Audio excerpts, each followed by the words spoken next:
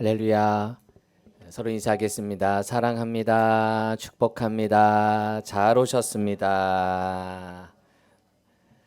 네, 오늘도 예배하는 우리 성도들과 또 주의 자녀들에게 하나님의 은혜와 복이 가득하기를 축복합니다. 우리가 주일마다 팔복에 대한 말씀을 계속 나누고 있는데요. 먼저 팔복 전체 구조를 다시 한번 보여드리겠습니다. 팔복은 8가지의 복이라고 우리가 알고 있지만 사실은 8가지의 복이 아니라 복은 하나죠. 하나님 주신 복은 하나인데 그 복을 받은 우리에게 나타나는 8가지의 특성, 8가지의 모습, 즉 예수 믿으면 은혜를 받으면 나타나는 8가지의 성품이라고 할 수 있습니다. 우리가 성령의 9가지 열매라고 이야기하지만 실은 성령의 9가지 열매라서 9가지 열매라기보다는 사실은 그 열매라는 단어는 단수라는 거예요. 뭐냐? 열매는 하나인데 맛이 9가지의 맛이 난다는 거죠. 예를 들어 보면 오미자가 그런 거 아니에요? 오미자는 맛이 몇 개 난다는 거예요. 어떻게 하셨어요? 대단하시네요. 5개 난다는 거예요. 아니 분명히 오미자는 하나인데 거기에서 맛이 5개가 난다는 거죠. 마찬가지예요. 우리가 은혜를 받으면 성령이 임하면 이 8가지의 특성이 자연스럽게 나타난다는 건데 이것도 순서가 있다는 거예요. 1번부터 4번까지는 하나님과의 관계 속에 나타나는 거예요. 그래서 내가 하나님의 은혜를 받으면 의에 심령이 가난해지고 애통하게 되고 온유 의에 줄이고 목마른 자가 됩니다. 하나님의 은혜가 임하면 이런 사람이 돼요. 이렇게 나와의 하나님과의 관계가 회복이 되면 5번부터 8번까지의 이제 나머지 네 가지의 특성들, 성품들이 나타나는 건데 이것은 사람과의 관계라는 거예요. 그래서 하나님과의 관계가 먼저 열매를 맺고 하나님으로부터 내가 회복이 되면 이제 사람과의 관계에서도 열매가 맺어지게 된다는 거죠. 그래서 뭐가 먼저다? 하나님과의 관계가 먼저라는 거예요. 뭐가 먼저라고요? 하나님과의 관계가 먼저입니다. 시작. 하나님과의 관계가 먼저입니다. 제가 그래서 지난번에 이 관계 삼각형을 한번 보여드린 적이 있어요. 교제의 삼각형이다. 우리가 나와 너가 서로 가까워지기 위해서 뭐를 해야 될까? 우리는 보통 너와 내가 가까워지면 너 나랑 친하게 지내자라고 그래서 서로 당겨요. 서로 가까워지면 가까워질 것 같아. 그런데 이 관계 삼각형에 의하면 그렇지 않다는 거예요. 저 하나님과의 관계는 그대로 있는 상태에서 나와 너가 가까워지면 어때요? 밑변이 작은 삼각형이 되죠. 이런 삼각형 한번 무너지면 더 이상 회복될 수 없는 거예요. 그래서 온전한 삼각형은 뭐냐? 둘이 가까워지기 위해선 둘이 가까워지라는 게 아니라 하나님을 향해서 서로 바라보고 나아갈 때 자연적으로 나와 너가 가까워지는 것을 경험하게 됩니다. 여러분도 이런 경험 하지 않으세요? 저희 가정도 아내와 제가 결혼하고선 처음에는 잘 몰라서 너 나랑 가까워지자라고 서로 가까워지는데 보면 볼수록 불편한 일이 많아지더라고요. 근데 언제 가까워지느냐? 서로 하나님 향해 예배하고 서로 믿음을 향해 나아가니까 나도 모르게 말이 통하고 나도 모르게 대화가 되고 서로 맞지 않은 성격에는 그것이 해소가 되고 하나님과 가까워지니까 사람과의 관계도 자연스럽게 가까워지더라고요. 할렐루야. 믿음의 가정도 마찬가지입니다. 여러분의 어떤 모습이든 내가 너와 가까워지려고 하면 그게 쉽지 않아요. 그렇게 되면 할렐루야죠. 하지만 안 되는 관계들도 있어요. 그럴 때는 서로 하나님 향해 예배하는 거예요. 하나님을 향해 내 안에 모시는 거예요. 그러다 보면 사람과의 관계는 자연스럽게 하나님이 어느덧 나도 모르게 가까워지고 어느덧 서로 말이 통하고 서로 담이 있으나 그 담이 어느 순간에 무너지는 은혜가 있게 될 줄로 믿습니다. 목사님, 우리 가정은 저는 하나님을 믿는데 제 자녀, 제 남편은 하나님을 몰라요. 제 아내는 하나님을 몰라요. 그러면 어떻게 할까요? 저 하나님 대신에 제가 그림을 준비하다가 제가 지웠는데 저 하나님 대신에 가치 혹은 필요 혹은 어떤 중요한 그들의 어떤 가치관들이 있어요. 서로 그것을 향해 가는 거예요. 예. 우리 남편은 이것을 좋아해. 우리 남편은 이걸 아주 중요하게 여겨. 그러면 그걸 향해 서로 가주는 거예요. 서로 맞춰주는 거예요. 그 필요를 서로 채워주는 거예요. 그러다 보면 나도 모르게 그 사이에 가까워지는 것을 봅니다. 너 왜 교회 안 나와? 너 교회 나와야지라고 하면 안 돼요. 서로의 궁극적인 필요를 위해서 서로 감싸주고 서로 가다 보면 어느 순간에 나와 너가 말이 통하고 서로는 필요를 채워주는, 그래서 전도 방법 중에 필요를 채워주는 전도가 있어요. 서로의 필요를 채워줄 때 그들의 마음이 열리는 거죠. 그게 뭐냐? 우리는 하나님이지만 예수 믿지 않는 사람은 그들의 가치관, 그들의 어떤 중요하게 여기는 그 필요한 것 혹은 욕구도 될 수 있고 그의 가치관이 될 수 있고 나름대로 궁극적인 내가 좋아하는 어떤 무엇이 있을 수 있어요. 어떤 분들은 교회는 안 나와도 가정을 아주 소중히 여기는 남편들도 있어요. 그런 사람의 그 가정의 소중함을 같이 해주는 거예요. 가족 모임에 같이 가주고 가족 모임에 같이 힘써주고 그러한 가정들을 서로 채워줄 때 나와 너가 함께 하는 것이죠. 그래서 이 관계 삼각형이 참 많은 적용점을 우리에게 줍니다. 중요한 건 뭐가 먼저다? 하나님과의 관계가 먼저라는 거예요. 할렐루야. 우리 인생 가운데 여러분의 삶에 문제가 있을 때마다 사람과 관계를 먼저 하려고 하지 마시고 부부가 먼저 가까워져야지 하지 마시고 먼저 하나님과 가까워질 때 나도 모르게 이웃과의 관계, 가정의 관계, 또 교우의 관계도 하나님이 회복해 주실 줄로 믿습니다. 하나님과의 관계가 먼저입니다. 시작. 하나님과의 관계가 먼저입니다. 자, 이것을 팔복으로 다시 한번 적용해 보면 이거죠. 한번 살짝 복습해 볼까요? 심령이 가난해진다는 게 뭐예요? 이 푸토코이 상태가 되는 거예요. 아무것도 없는 나는 빈 껍데기다. 가장 밑바닥을 경험하는 거예요. 마치 아무것도 가지지 않은 이 어려운 가난한 자가 구걸하려고 손을 내민 가장 처절한 상황. 그것이 푸토코이죠. 주님을 만나면 내가 아무것도 아닌 존재임을 알게 돼요.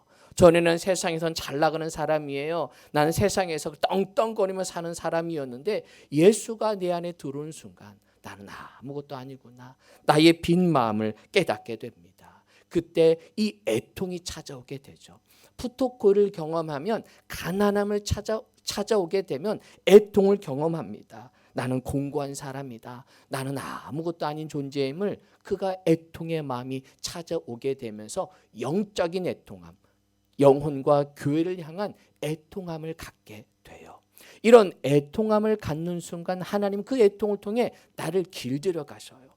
나를 통제하세요. 온유함을 훈련하세요. 제가 말씀드린 이 온유함은 여러분이 가진 일반 성품이 아니에요. 목사님 저는 화를 잘 안 내요. 저는 점잖은 사람이에요. 그런 온유함이 아니에요. 점잖은 사람이 뚜껑 열리면 무서워요. 그렇죠? 네, 나의 온유함을 착각하지 마세요. 나는 원래 평범한 아주 성품이 좋은 사람이에요. 아니에요. 우리는 늘 내 안에 야생마를 가지고 있어요. 그런데 예수가 임하는 순간 그런 나의 야생마 같은 성격도 주님의 은혜로 그것을 길들여 주셔서 전에는 사람의 말에 금방 화도 내고 움찔움찔했다면 이제는 그런 사람의 말에 내가 움직이지 않아요. 반응하지 않아요.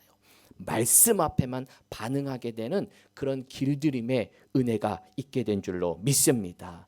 프라우스라는 것은 야생마를 길들이다라는 게 온유함이에요.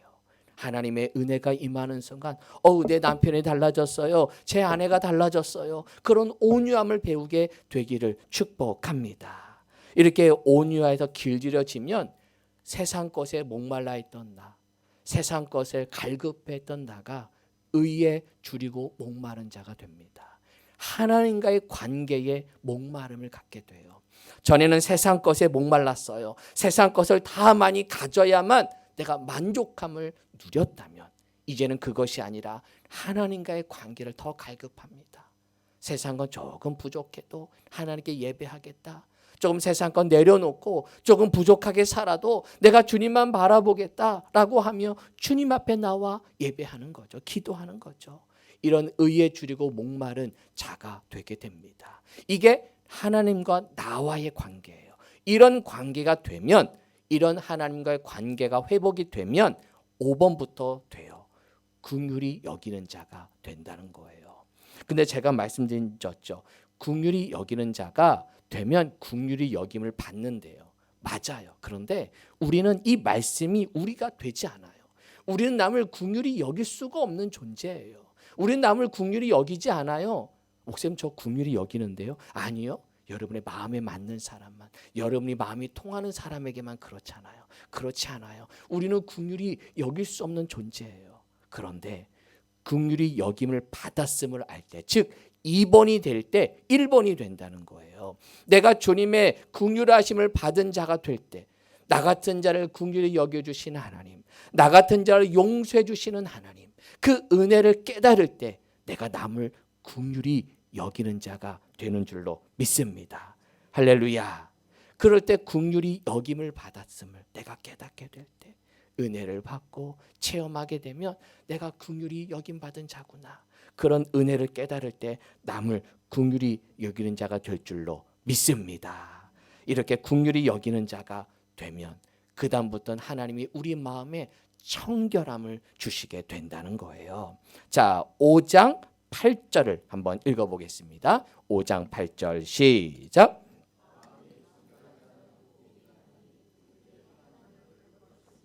자, 이것도 다시 한번 정리할게요.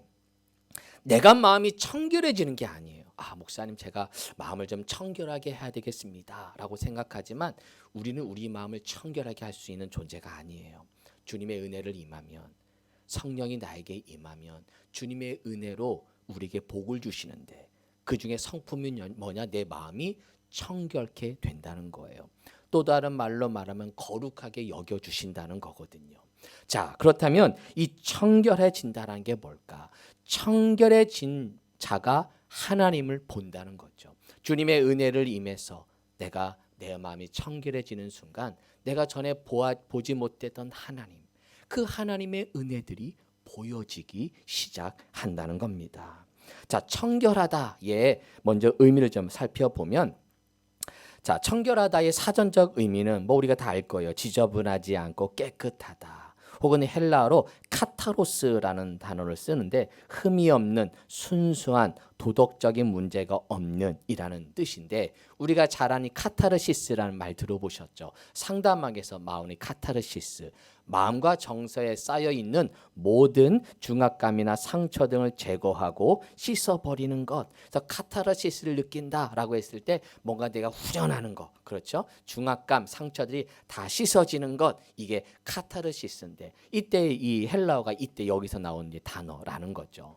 그래서 하나님의 은혜가 임하면 내 마음이 그런 중압감, 그런 무게감에서 하나님 나를 싹 씻어주셔서 마음의 청결함, 마음의 가벼움, 마음의 은혜 안에 머물게 된다는 것입니다. 그래서 나에게 하나님이 이제 카타로스, 청결함을 임하게 되면 하나님을 보는 눈이 열린다는 거예요. 저는 우리 성도들이 주님의 은혜로 내 마음이 하나님의 청결함을 받아 하나님을 볼 수 있는 눈이 열려지기를 축복합니다. 할렐루야. 하나님의 마음이 하나님의 은혜가 보여질 때 눈이 열려지게 되는 것이죠. 자, 그렇다면 하나님의 청결한 자가 하나님의 무엇을 보느냐? 하나님의 일하심을 보게 돼요. 하나님의 뭘 본다고요? 일하심을 보게 됩니다. 이 가장 좋은 예가 열왕기하 6장에 보게 되면 엘리사와 사환에 관한 스토리가 등장하게 돼요. 지난 새벽에 한번 기도 제목 나누었던 기도 제목인데, 열왕기하 6장에 보면 이제 엘리야 그 시대에 엘리사 시대에 그 당시에 수많은 이제 예언자들, 선지자들이 많았어요. 근데 그 당시에 살아가는 게 어려웠어요. 그래서 한 번은 이들이 집을 짓습니다. 집을 열심히 짓는데 도끼를 하나 빌려온 거예요.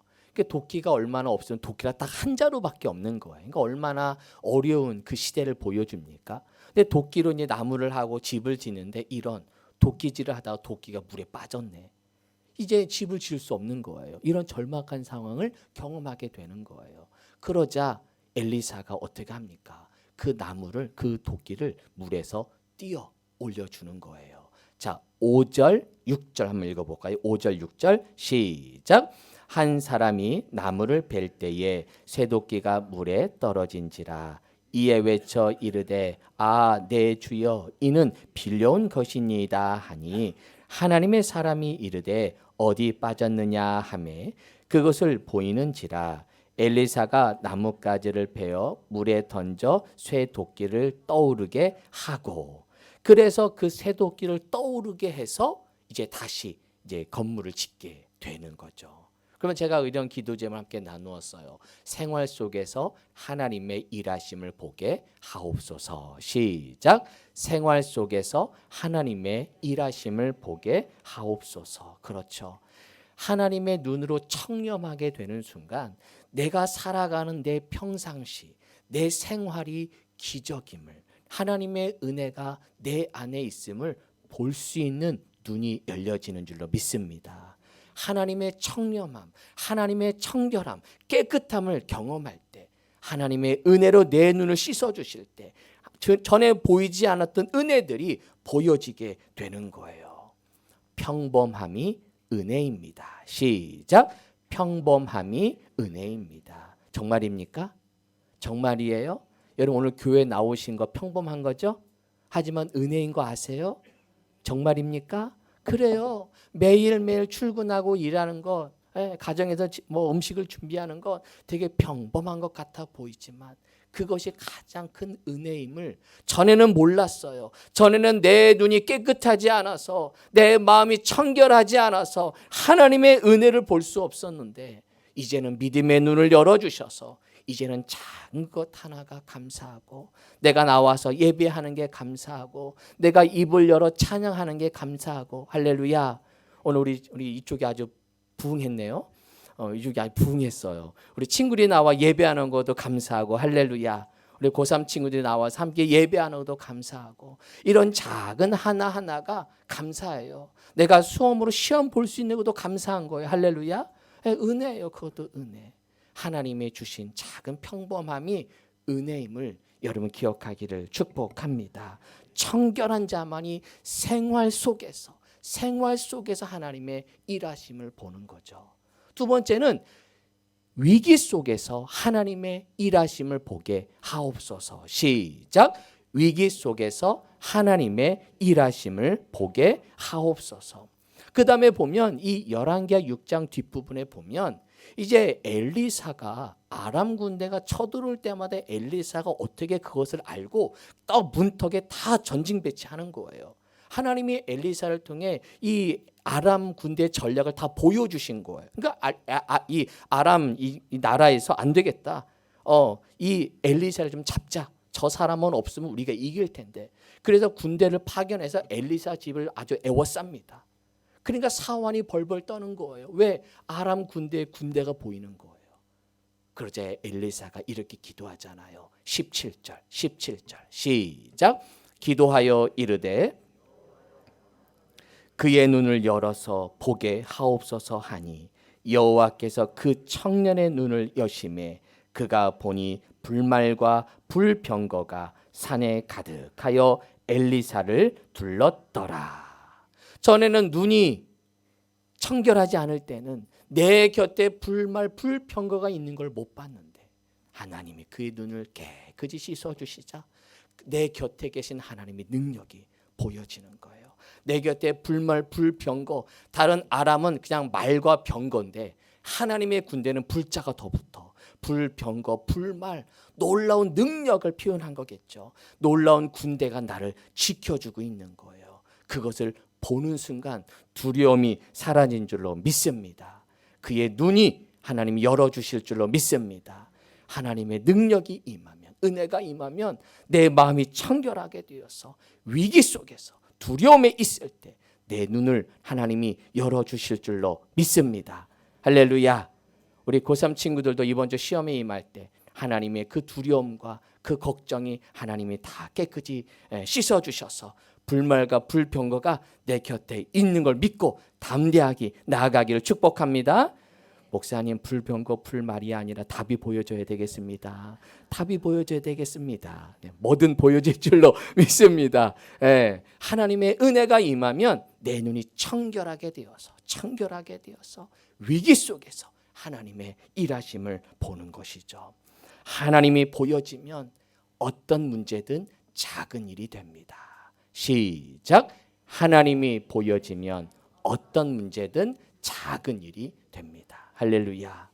저는 기도합니다. 성령이 임하고 은혜가 임해서 전에는 큰 문제만 있을 때마다 그냥 한숨 쉬고 이거 어떡하나 저거 어떡하나 했다면 이제 하나님이 우리의 눈을 청결하게 해주셔서 내 마음을 청결하게 해주셔서 하나님을 보게 하실 때 그 하나님을 볼 때 어떤 문제든 작은 일로 여겨지는 은혜가 있게 되기를 축복합니다.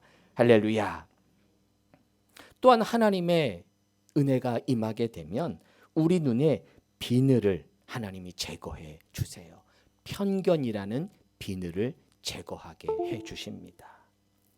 제가 이렇게 자료를 찾다 보니까 여러분 눈 깜빡이는 거 있죠? 여러분 눈 깜빡이시죠?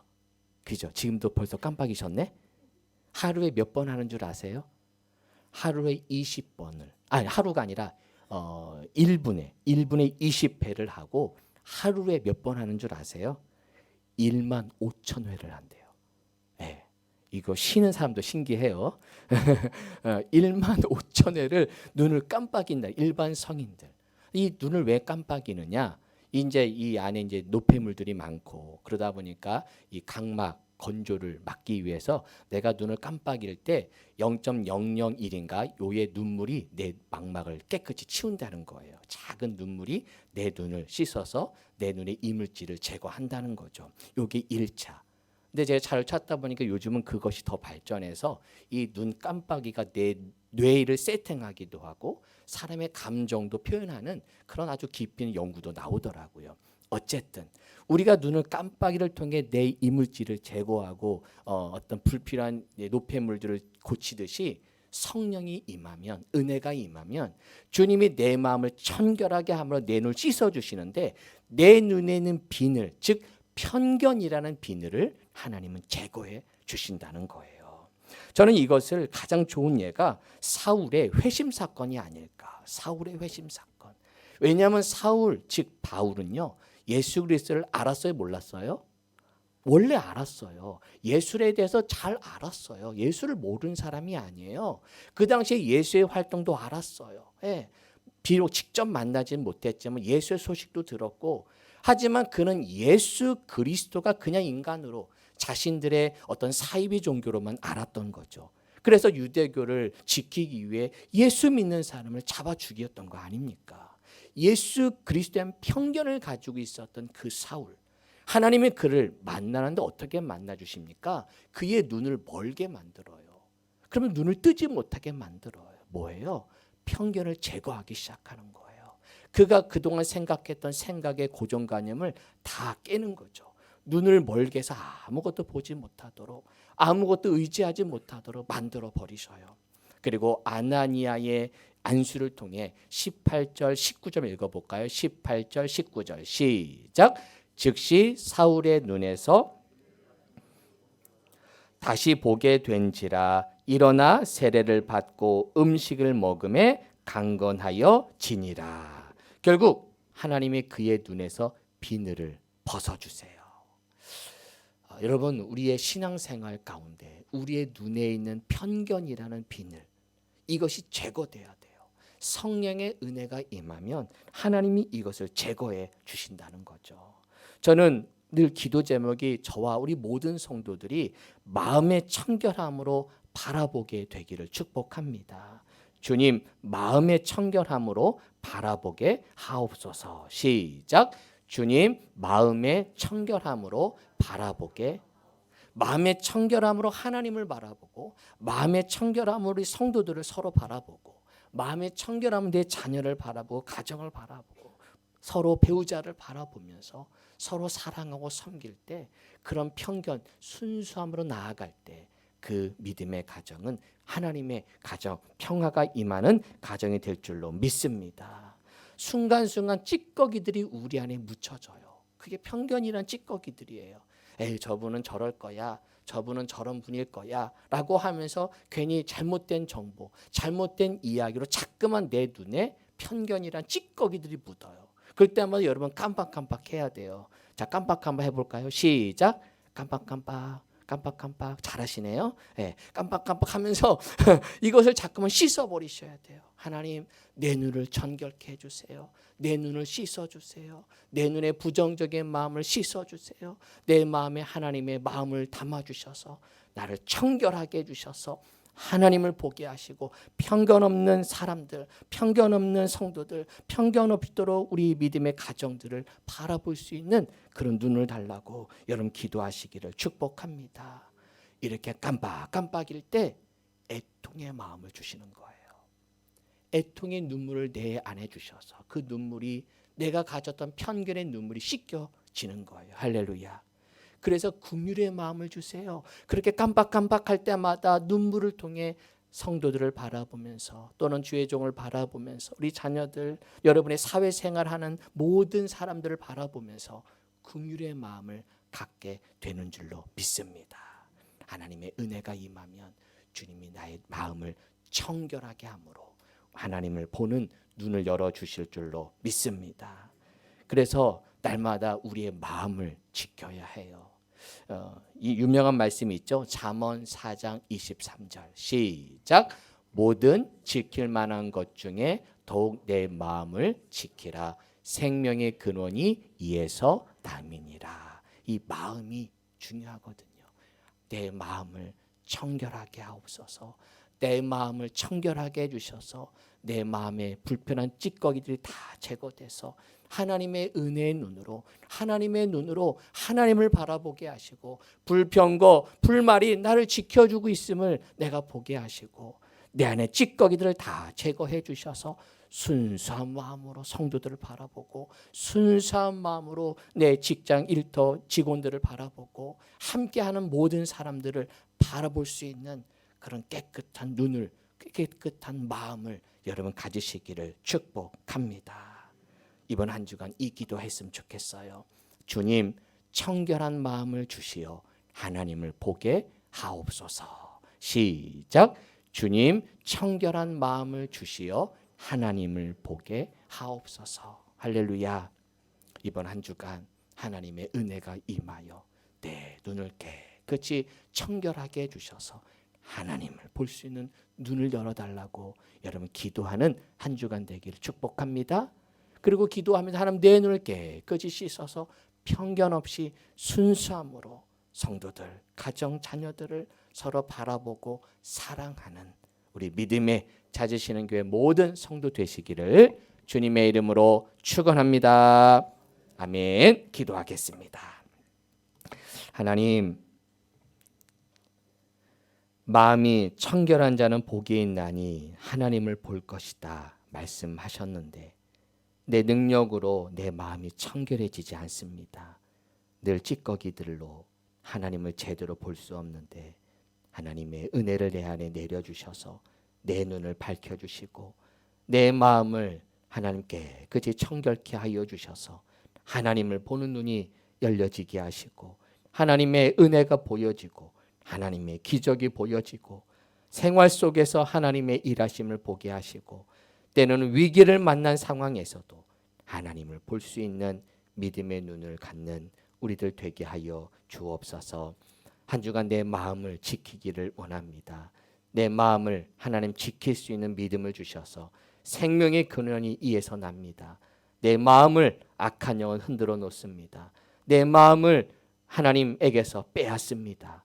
하나님, 우리의 눈이 청결한 마음으로 늘 새롭게 해주셔서 우리의 마음이 하나님을 볼 수 있는 눈으로 우리의 마음이 주님의 은혜를 바라보며 감사의 눈으로 날마다 회복되는 우리 모두가 될 수 있도록 우리 하나님 축복하여 주옵소서.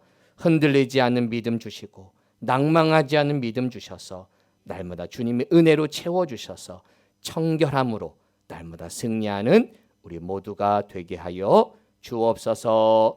예수님의 이름으로 기도합니다. 아멘.